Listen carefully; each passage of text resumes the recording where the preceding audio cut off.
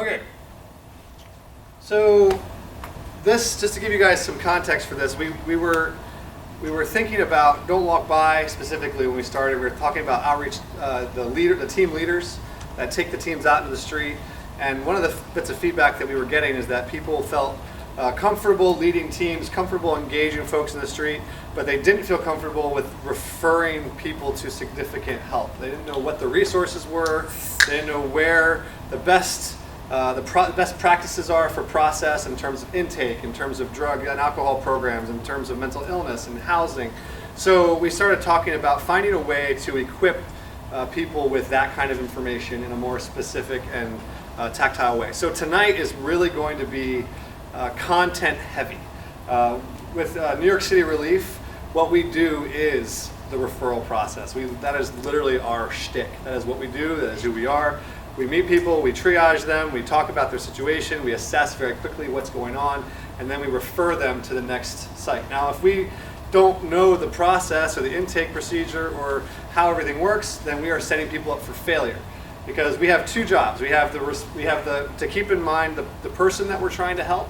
We want to consider their feelings, we want to consider their emotions and their fragility, I guess, and we also want to keep in mind the resources that we send them to. We don't want to send people to a program or to a resource where they will be unable to meet the need of the person that's going to them, because what that will do is it'll leave frustration on both sides. You'll have the person who gets there who's mad because they were referred there, and you have the person who receives them who ends up turning them away because they don't actually help with the thing that they were trying to refer them to. And it just leads people to stop trying. Because what happens with people who are in the street is over and over and over again, they hit closed door after closed door after closed door after closed door. They go to the wrong address, they go to the wrong appointment, they talk to the wrong person. Eventually they get frustrated and they just stop trying.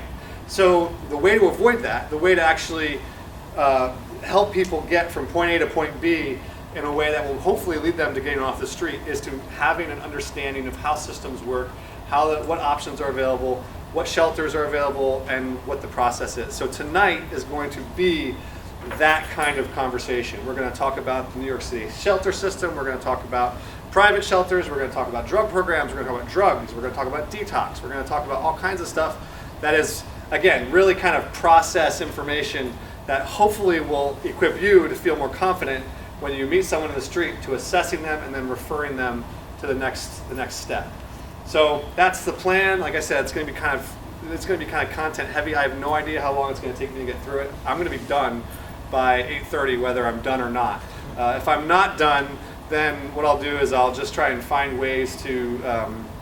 There's more stuff. There's always more. This is an iceberg of material, basically. So there's always more to cover. But I'm going to try and cover as much as I can, specifically with regards to Don't Walk By leadership, outreach, street engagement, that kind of thing. So if you are not interested in that, you might as well go now before we start, because it's going to be all about that here in a few minutes. Like she said, if we'll stop. If you all need a break, you're just like getting like, oh my goodness, wish we should shut up. You can like give me a signal if 3 or more of you. We'll do it like board style. Someone will like, I move to have Josiah shut up so we can take a break, and then someone else will second the motion. All in favor, everyone says aye, then we'll stop talking, okay? If there's a nay in there, then we'll have to deliberate a little bit more. But that's going to be the plan. So does anybody have any questions about where we're going tonight? Anybody? Awesome. Okay, so let's dive in. So, I want to frame everything that we're talking about tonight in terms of a conversation I had with a guy in East Harlem. I was on 125th Street and Park Avenue with the relief bus, and I was running around like a chicken with my head cut off. A lot of you guys know what the relief bus is like. And I overheard a conversation between a volunteer and a guy that had come to the bus for help. And the conversation was going kind of back and forth. The guy was a young man, Hispanic. He was, I'd say probably mid-20s, pretty clean cut, but he was expressing frustration that he felt stuck where he was. He said to the volunteer, he's like, I can't get ahead. I can't get a job because I'm always going from one place to another. I'm in a shelter in Queens, but then I got to get to a program in Harlem, and I got my visitation issues with my kids because I'm homeless, so I don't have a stable place for my family, so I can't actually bring my kids home with me because I'm in a shelter, and I just feel frustrated because I can't get ahead. And I walked into that conversation, and I want to use that conversation with him as sort of the context for our overall conversation. first thing we got to remember with regards to people who are in the shelter, people who are in the street particularly, is that homelessness is like this may sound like the most obvious thing in the world, but it is actually a big problem. We definitely want to help people out of homelessness. That is actually a pivotal goal.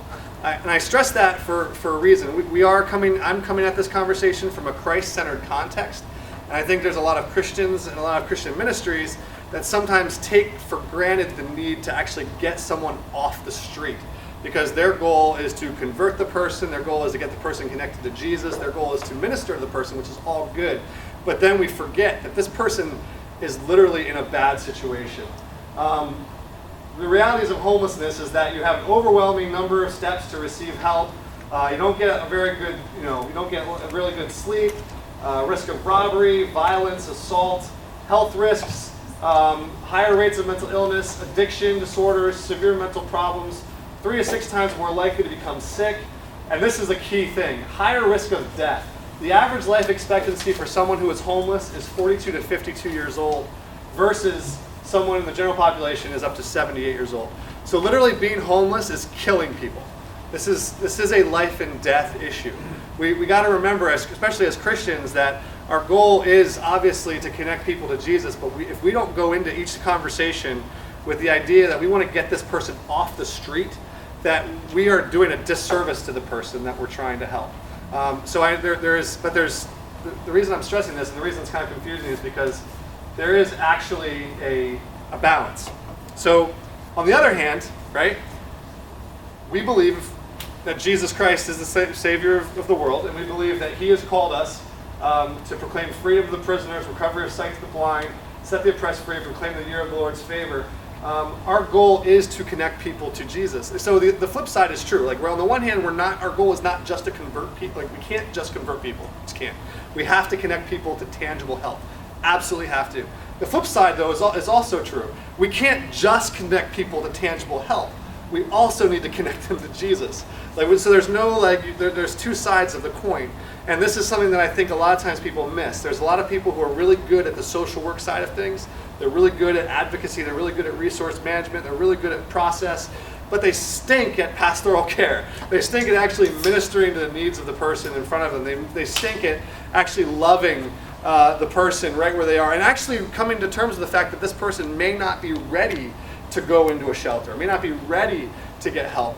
So like, we as leaders and as outreach people and as folks who are followers of Jesus but also who care about ministry, we have to walk this balance. We have to actually find a way to connect the people to resources, because it is literally life and death, while simultaneously balancing the need to remember that this is a child of God who has free will, who may choose to be in the street for a long time, who might not be ready to get into a detox, might not be ready to get into a rehab. And we can't just shove them in. We can't just talk them into it. We can't persuade them into it. We can't just force them into a program before they're ready, because we will end up doing them a disservice and a disservice to the program that we're sending them to. So this is the balance that we're striking, and it's actually very challenging. I'm not going to lie. We've been doing this I've been doing this for 5 years with New York City Relief, and it is a challenge to know when to push. Like, look, man, you really need to get off the street. You need to check this place out. You need to go to detox. And when to sit back and say, okay, man, when you're ready, we'll be here and we'll get you connected when you're ready. And it's tough, because a lot of that, honestly, I can't really explain to you. You kind of have to feel it out.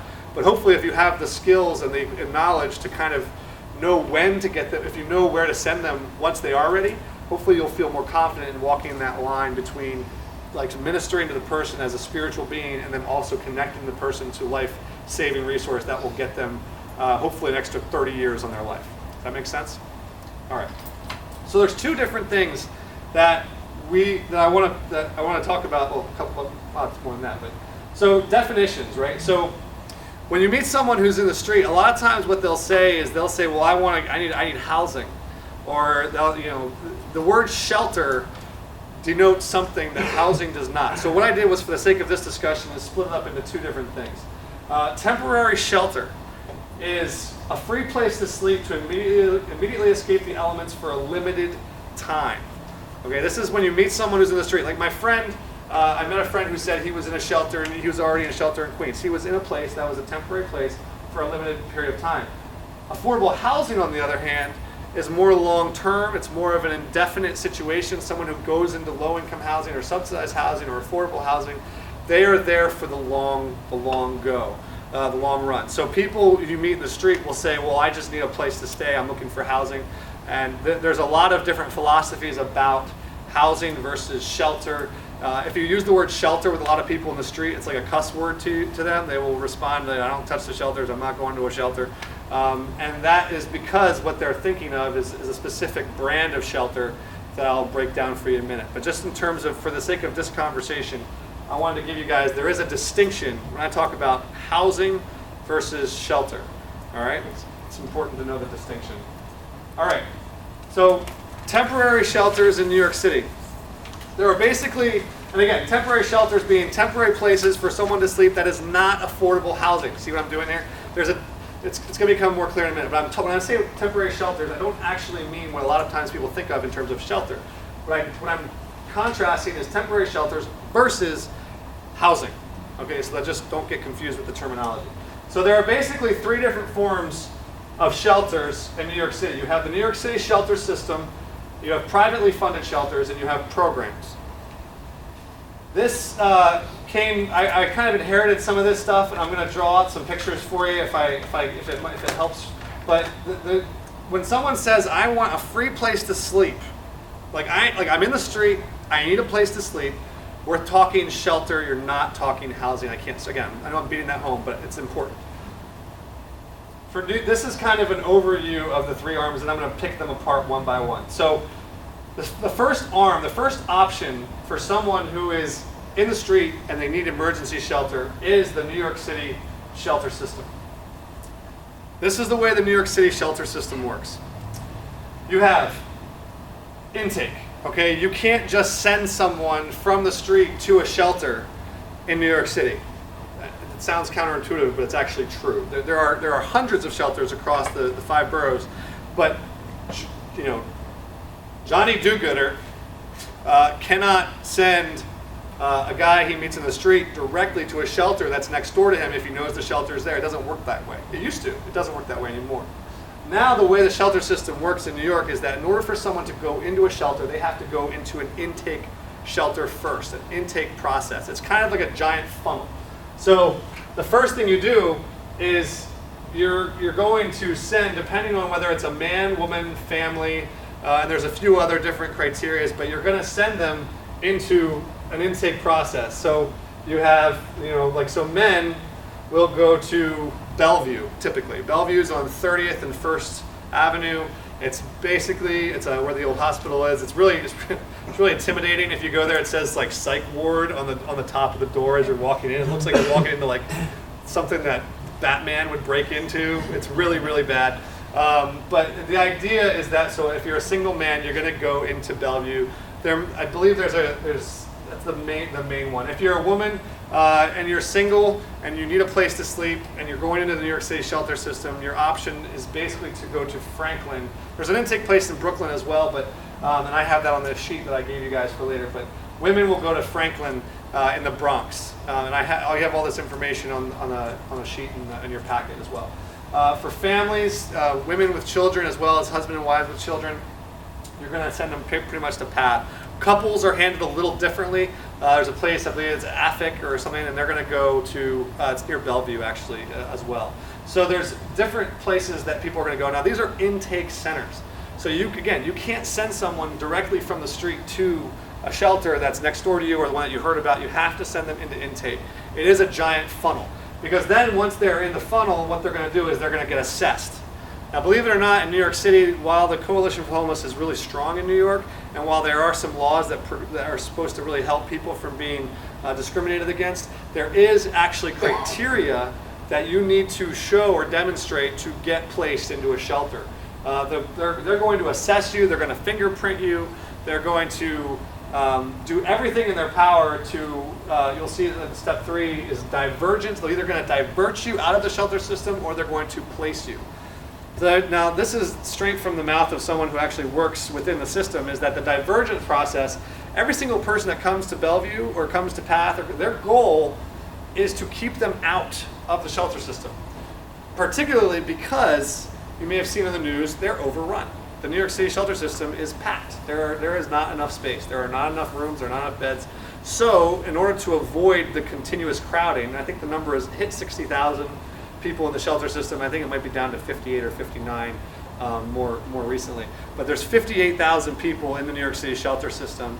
That is actually more than 16 US capitals. There are more people in the New York City shelter system than there are in 16 US capitals. So you're talking about a lot of people. So in order to deal with that amount of people, they've created a system where they will try and divert someone. So for instance, if someone breaks up with their girlfriend, right? They get into a fight with their girlfriend kicks them out. They decide, well, I'm homeless for the night, I don't have any place to go, I'm gonna go to a shelter. So they go to Bellevue, they walk in. What they're gonna do is they're going to assess this person, and the assessment process takes forever. And honestly, I talked to lots of people who genuinely need shelter, but the assessment process alone scares them off. They walk in the door, they see the psych ward thing, they see the metal detectors, they see the general atmosphere of organized chaos, and they get intimidated, and then they just leave. I might be a bit of a cynic, but I don't think that's an accident. Because again, they're overrun, they're filled. This is a thing where if you're going to go into a shelter, you're going to earn it. You're going to go through the process, you're going to figure out how to do it. So a lot of people, for instance, who go into the assessment shelter, there's a lot of times people who are, for instance, undocumented, who will run when the minute they see the metal detectors and the fingerprinting, they're like, the heck with that. So they're not actually going to go into the shelter system, even if they will be cared for, they don't want to go through the process, the rigmarole. So then the divergence, so the guy like I was talking about who broke up with his girlfriend, they will call his girlfriend. They will actually sit down with the person and call his girlfriend on the phone and say, hey, I'm sitting here with Louis, he tells me that you kicked him out, can he come back? And they will literally call his girl, they will call his mom, they will call his uncle, they will call his brother, they will call his they will call everyone and anyone who he has stayed in like the last 3 years. It's actually kind of impressive if you think about it. So they will do everything in their power. So and the minute that they meet the minute they get someone on the phone who says, yeah, he can come crash on my couch, guess what? He is no longer eligible for shelter. He is now considered housed, and he may not enter, he will get turned away from the shelter system because he technically has a place to stay. So in order to actually get into the shelter system to get placed, you will get assessed, and they will try to find every reason to keep you out. Again, I don't think it's malicious. I just think they're overrun. They don't have enough they don't have enough beds. They just don't have enough space for everyone. So they're trying to come up with ways to make it more feasible. So that's what the divergence process is, and that's why you meet a lot of people who unfortunately get caught in sort of this limbo land where they don't qualify as homeless because they are not willing to go crash on the couch of their ex-boyfriend's uncle's house. Yeah. Sorry to interrupt. No, If you're that fine. happens now, 3 years from now, the same person tries to go back into it, are they still considered housed? As long as there is someone who will pick up the phone that says, yes, this person can stay here. As long, so that they track all that. So like if they called Uncle Johnny, and Uncle Johnny says, yeah, he can stay with us, they will document that this person is housed with Uncle Johnny. Mm-hmm. So if that person comes back through, then the first person they're going to call Uncle Johnny. So one of the things that we'll do at the relief bus is we'll even tell people, like, listen, if you're getting kicked out of your apartment, get a letter of eviction. It doesn't matter if you were staying legally. It doesn't matter if you were staying squatting. It doesn't matter if you were staying with a friend. Have your friend write you a handmade letter. Louis cannot stay with me, and here is my cell phone number. Here's my home number. So when you go into the process of assessment, show them that and say, listen, I was staying with him, but look, here's a letter. He's kicked me out. That becomes sort of proof of need, which kind of validates their need for shelter. And this happens for couples too, couples, families as well, everything. Like if someone has a place to stay. So what ends up happening a lot of times is you have people who fall in between the cracks of this. So like again, I understand, like I don't want to become be heard as like a complete cynic. But there was reason behind this process. I mean, you're talking 60,000 people. They don't have, again, they need to come up with a system.